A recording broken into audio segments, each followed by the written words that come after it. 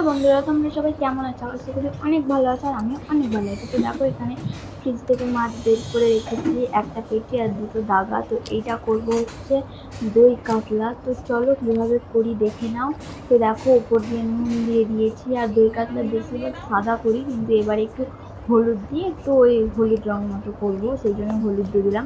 তো এবারে দেখো ভালোভাবে হলুদটা মাখিয়ে নিচ্ছি, হলুদ নুনটা মাখিয়ে নেওয়ার পর এবার আমি এটাকে ভালোভাবে ভেজে নেবো। তো দেখো এখানে মাখানো হয়ে গেছে, আর এদিকে কড়াইয়ে তেলও দিয়ে দিয়েছি। তো তেলটা গরম হয়ে গেলে মাছগুলো দিয়ে দেবো। তেলটা এবার একটু গরম হোক। তো এখানে দেখো তেলটা দেখো ধোয়া উঠে গেছে, মানে গরম হয়ে গেছে। এবার আমি মাছগুলো ছেড়ে দিলাম, এক এক করে তিনটেই ভেজে নেবো। তারপরে দেখো এখানে টক দই একটু ফাটিয়ে নিচ্ছি বাটির মধ্যে। আর এইখানে নিয়েছি হচ্ছে একটু কাজু, কিশমিশ, সরি কাজু না, কিশমিশ আর পোস্ত, আর দুটো কাঁচা লঙ্কা দিয়েছি। মগজদানাটা ছিল না বলে দিয়ে নিলাম, মগজদানা একটু দিই। আর টক দইটা দেখো এখানে ফাটিয়ে নিলাম। ফাটিয়ে নিলে বেশ ভালো হয়, না ফাটালে কেমন একটা হয়ে থাকে, ওই জন্য একটু ফাটিয়ে নিই। আর এইদিকে দেখো ওগুলো করতে করতে আমার মাছ ভাজাটাও হয়ে গেছে। এবারে আমি মাছ ভাজাটাকে তুলে নেবো। আর এখানে দেখো ওটাকে আমি বেটে নিয়েছি। তো বেটে নেওয়ার পর এদিকে আমি মাছ ভাজাটাকে তুলে নিলাম। এই যে মাছ ভাজার তেল আছে, ওই তেলেই আমি রান্নাটা করব। তো দেখো এখানে গোটা ফোড়ন দিয়ে দিলাম, তেজপাতা, শুকনো লঙ্কা দিইনি, আর ওই দারচিনি লবঙ্গ এগুলো দিলাম, আর একটু আদা রসুন বাটা দিলাম।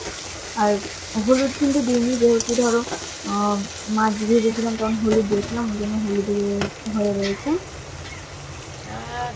এবারে আমি দিয়ে দেবো হচ্ছে ওই পোস্ত আর কাজু বাটারটা দিয়ে দিলাম। এবারে এটা দিয়ে ভালোভাবে আমি নেড়ে নেবো, দিয়ে মশলাটা করে নেবো। এবারে আমি দিয়ে দেবো হচ্ছে ফাটানো দইটা। দইটা দেওয়ার পর একটু ভালোভাবে নাড়বো, নাড়ার পরে ফুটে আসবে যখন, তখন স্বাদ মতো নুন ও চিনি দিয়ে ভালোভাবে নেড়ে চেড়ে তারপরে মাছগুলো দিয়ে দেবো। তো তারপরে দেখো এই জিরে গুঁড়ো আর ধনে গুঁড়ো দিয়ে দিলাম, আর হলুদ আর লঙ্কা গুঁড়ো দিইনি, কাঁচা লঙ্কা বাটা দিয়েছি সেই কারণে। তো নিলে ঝাল হয়ে যাবে। আর চিনি আর নুন দিয়ে দিচ্ছি।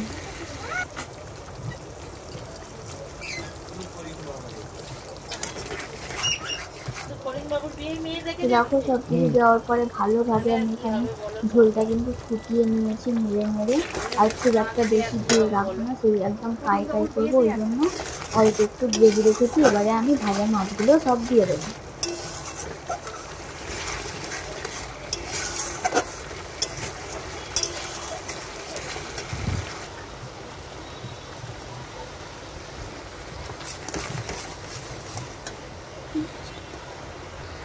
এবারে আমি মাছগুলো দিয়ে দিলাম। এবারে ভালোভাবে আমি এটাকে ফুটিয়ে নেবো।